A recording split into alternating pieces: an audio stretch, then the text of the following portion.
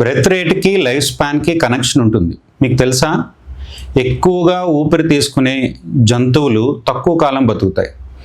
నిమిషానికి తక్కువ సార్లు ఊపిరి తీసుకునే జంతువులు ఎక్కువ కాలం బతుకుతాయి.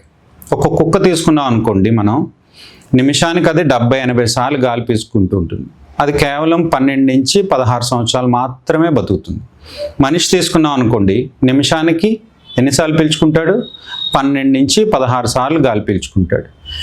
80 నుంచి 100 సంవత్సరాలు బతుకుతాడు. తాబేలు తీసుకున్నాం అనుకోండి, కేవలం 1 లేదా 2 సార్లు తీసుకుంటుంది నిమిషానికి. అది 200 నుంచి 300 సంవత్సరాలు బతుకుతుంది. దీన్ని బట్టి మనకి ఏమర్థమైంది? మన బ్రెత్ రేట్ ఎంత తగ్గించుకుంటే మన లైఫ్ స్పాన్ అంత పెరుగుతుంది.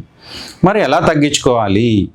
హార్ట్ లాగే లంగ్స్ని కూడా కండిషన్ చేసుకోవాలన్నమాట. ఎలా కండిషన్ చేసుకోవాలనగానే అందరూ ప్రాణాయామం సార్ అంటారు. ప్రాణాయామం కాదు, రెగ్యులర్గా వార్మప్ చేయడం ద్వారా.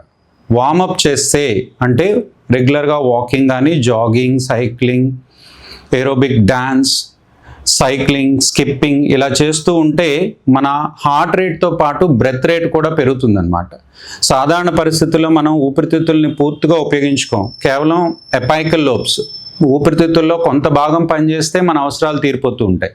కానీ మనం ఎప్పుడైతే జాగింగ్ లాంటివి చేస్తూ ఉంటామో మన డిమాండ్స్కి తగ్గట్టు హార్ట్ రేట్తో పాటు బ్రెత్ రేట్ కూడా పెరుగుతుందన్నమాట. ఊపిరితిత్తులను పూర్తిగా ఉపయోగించుకోవాల్సిన అవసరం పడుతుంది. మన ఆక్సిజన్ డిమాండ్స్ పెరుగుతాయి కాబట్టి ఊపిరితిత్తులను పూర్తిగా ఉపయోగించుకోవడానికి మనం బ్రెత్ రేట్ పెరుగుతుంది. ఊపిరితిత్తులు పూర్తిగా స్వచ్ఛమైన గాలితో నింపబడతాయి అన్నమాట. దాంతోపాటు ఊపిరి తీసుకోవడానికి కావాల్సిన కండరాలు, డయాఫ్రమ్ అవ్వచ్చు, ఇంటర్కోస్టల్ మజిల్స్ అవ్వచ్చు, అవన్నీ బలపడతాయి అన్నమాట. సో రెగ్యులర్గా జాగింగ్ చేయండి, మీ హార్ట్ని, లంగ్స్ని కండిషన్లో ఉంచుకోండి. Thank you.